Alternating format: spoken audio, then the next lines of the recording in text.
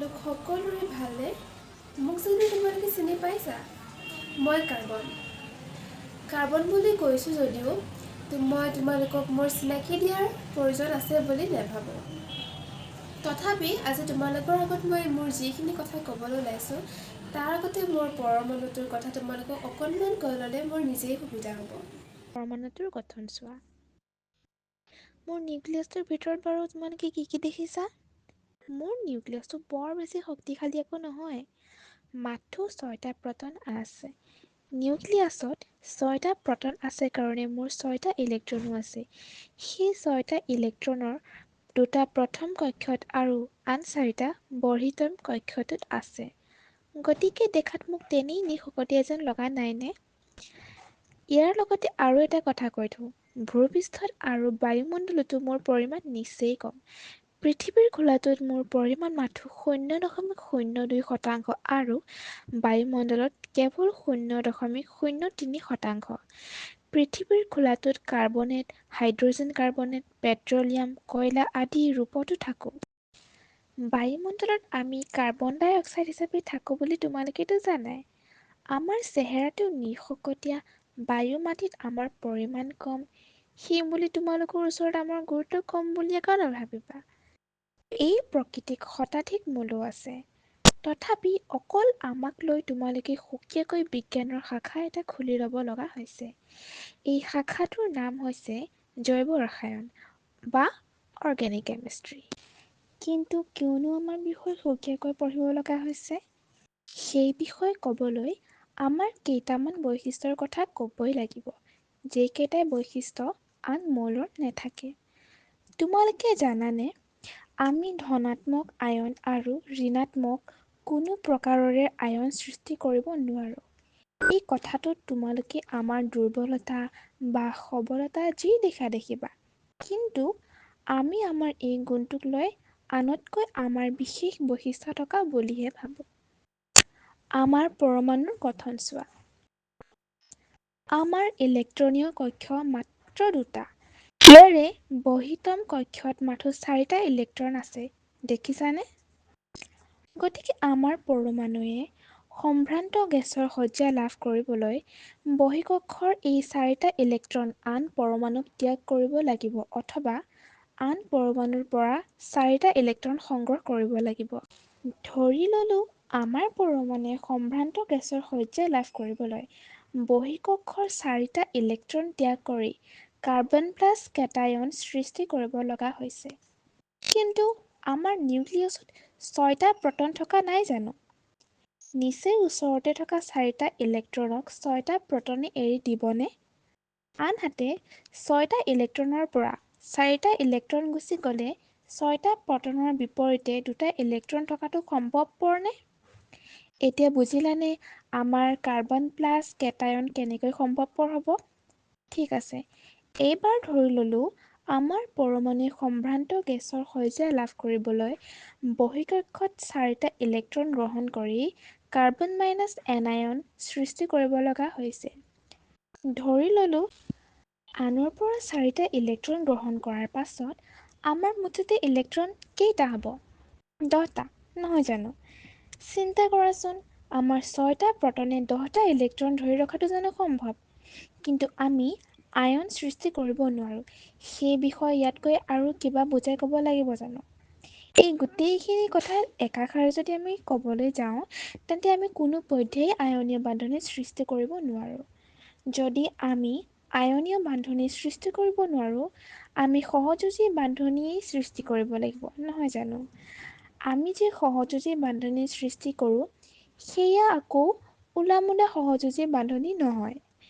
সেই সহযোজী বান্ধনিতে আমাৰ আভিজাত্য বিৰাজমান হৈ আছে। এতিয়া সেই বিষয়ে কওঁ শুনা। এই বিষয়ত প্ৰথমতেই কওঁ যে আমি নিজৰ মাজতে বান্ধনিৰ সৃষ্টি কৰি বৃহৎ সংখ্যক অণু গঠন কৰিব পাৰোঁ। আমাৰ এই ধৰ্মটোক কেটিনেশ্যন বোলে। কেটিনেশ্যন ধৰ্ম দেখুৱাব পৰাটোৱেই আমাৰ আটাইতকৈ ডাঙৰ বৈশিষ্ট্য। মই যে নিজৰ মাজতে বান্ধনি সৃষ্টি কৰাৰ কথা ক'লোঁ, আচলতে আমি নিজৰ মাজতে বান্ধনি সৃষ্টি কৰি শৃংখল গঠন কৰোঁ। শৃংখল মানে এনেকুৱা শৃংখল। ইয়াত দেখা পোৱা 2টা, 1টা, 3টা, 4টা এনেকুৱা কিমান আমাৰ কাৰ্বন পৰমাণু শৃংখলত থাকিব পাৰে বুলি তোমালোকে ভাবা? কোৱাচোন। তোমালোকে শুনিলে আচৰিত হৈ যাবা। আমাৰ শৃংখলবোৰত কেইবা হাজাৰ আমাৰ কাৰ্বন পৰমাণু থাকিব পাৰে। শৃংখলত এটা এটা কাৰ্বন পৰমাণু বাঢ়ি যোৱা মানে আমাৰ যে এটা নতুন নতুন অণু গঠন হয়, কথাটো অনুভৱ কৰিব পাৰিছানে? সেই বুলি কথাখিনি সিমানতে শেষ হৈছে বুলি একো নাভাবিবা। এয়া মাত্ৰ আৰম্ভণি। আমি এনেদৰে পোনপোনকৈ নহয়, এনেদৰে শাখা শৃংখল আৰু চক্ৰীয় শৃংখলো গঠন কৰোঁ। এয়া চোৱা।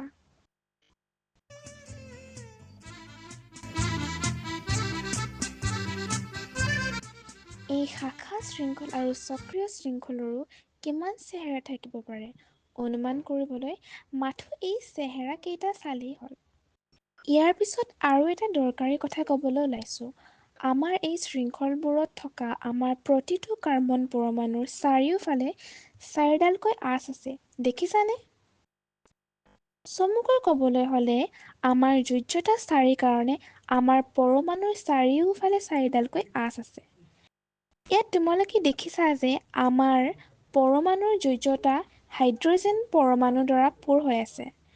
অৱশ্যে আমাৰ বান্ধনিবোৰত থকা এই হাইড্ৰজেন পৰমাণু অন্য পৰমাণুৰ দ্বাৰা অপসাৰিত হ'ব পাৰে। তেতিয়াও আকৌ নতুন মৌলই গঠন নহ'ব জানো? বাৰু সেইখিনি কথা পিছলৈ থৈছোঁ।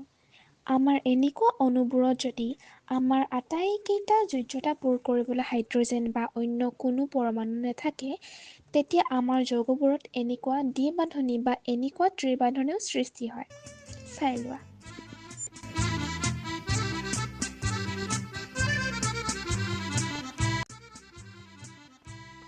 তাৰমানে আকৌ নতুন যৌগৰ কথাই নাহিব জানো? মই বাৰে বাৰে আমাৰ নতুন যৌগৰ কথা কৈ থাকোঁতে শুনি আমনি পাইছা নেকি আকৌ? আমনি নাপাবা দেই। এয়া তোমালোকক মই চিন্তাৰ খোৰাকহে দিছোঁ। আৰু যে কিমান কথা ক'ব লগা আছে, কিন্তু মই বৰ বেছি দীঘলীয়া নকৰোঁ। কথাখিনি চমু কৰি আনিছোঁ।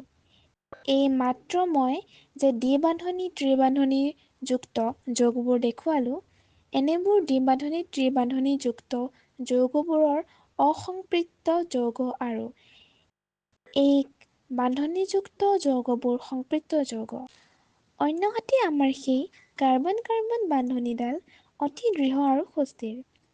পকী ঘৰ যিমান ডাঙৰ কৰিব বিচাৰা, সিমানেই শক্তিশালী লোহা লগোৱা, হয়নে নহয়?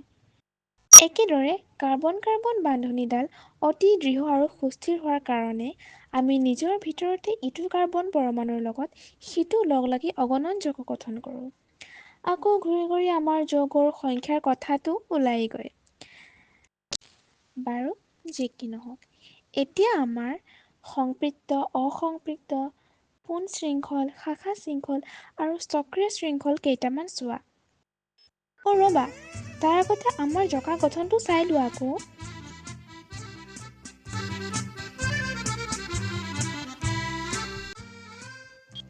জঁকা গঠন মানে মাত্ৰ আমাৰ পৰমাণু কেইটা আৰু আমাৰ মাজত থকা বান্ধনি কেইডাল দেখুৱাই অঁকা চিত্ৰ।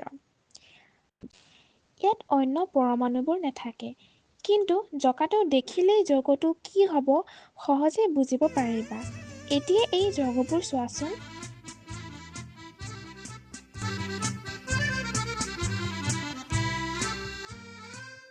ইয়াৰ ভিতৰতেই বেঞ্জিনৰ গঠনটো খুব দৰকাৰী দেই।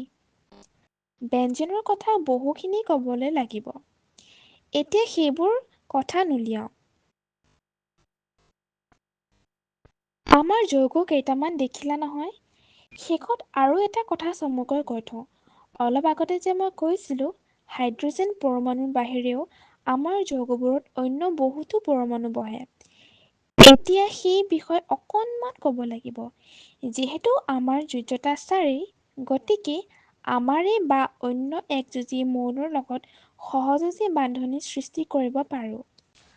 Oxygen, hydrogen, nitrogen, sulphur, chlorine আদি বহুতো মৌলৰ লগত আমি লগ লাগি বহুতো যৌগ গঠন কৰোঁ।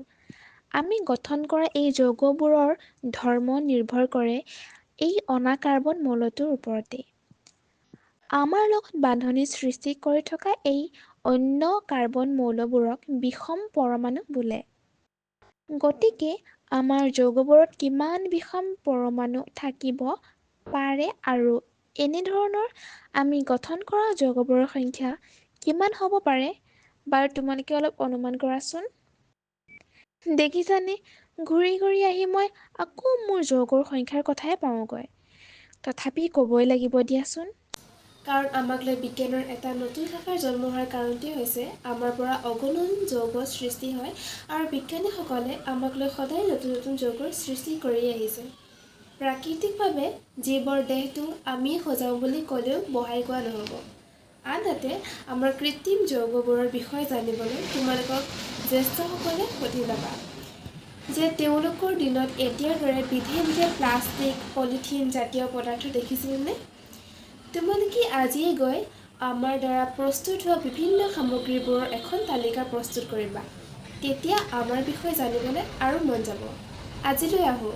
ইয়াৰ পিছত আমাৰ যৌগবোৰৰ ৰাসায়নিক ধৰ্মবোৰৰ বিষয়ে আলোচনা কৰিম। আহিবা দেই। ৰ'বা, এইখিনিতে মই আৰু এটা কথা ক'বলৈ পাহৰি গ'লোঁ। তোমালোকৰ যদি এই ভিডিঅ'টো চাই ভাল লাগিল তেনেহ'লে লাইক কৰিবা, কমেণ্ট কৰিবা, শ্বেয়াৰ কৰিবা আৰু লগতে চেনেলটো এটা ছাবস্ক্ৰাইব কৰি থৈ যাবা। আজিলৈ আহিছোঁ। Bye bye.